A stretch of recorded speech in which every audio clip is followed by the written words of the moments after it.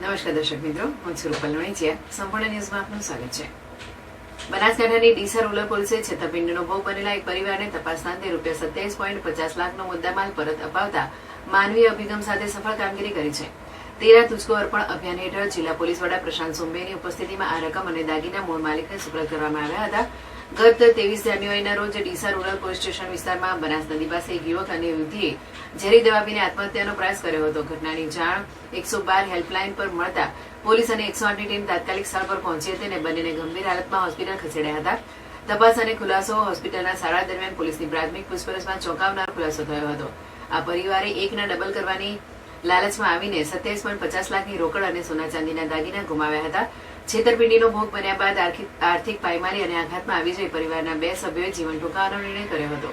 હોસ્પિટલમાંથી રજા મળ્યા બાદ પરિવારે નોંધાવેલી ફરિયાદના આધારે ડીસા રૂરલ પોલીસે તપાસના ચક્રો ગતિમાન કર્યા હતા. ટેકનિકલ સર્વેલન્સ અને બાતમીદારોની મદદથી પોલીસે આરોપીઓ સુધી પહોંચી 27.50 લાખની કિંમતનો મુદ્દામાલ કબજે કર્યો હતો. પ્રેસ કોન્ફરન્સમાં જિલ્લા પોલીસ વડા પ્રશાંત સુંબેએ જણાવ્યું હતું કે લોકોએ આવી અંધશ્રદ્ધા કે ટૂંકા સમયમાં નાણાં બમણા કરવાની લાલચ આપતી લોભામણી ચીજ યોજનાઓથી સાવધ રહેવું જોઈએ. આ સફળ કામગીરી બદલ જિલ્લા પોલીસ વડાએ ડીસા રૂરલ પોલીસ સ્ટેશનના પીઆઈ અને સમગ્ર પોલીસ સ્ટાફને અભિનંદન પાઠવ્યા હતા.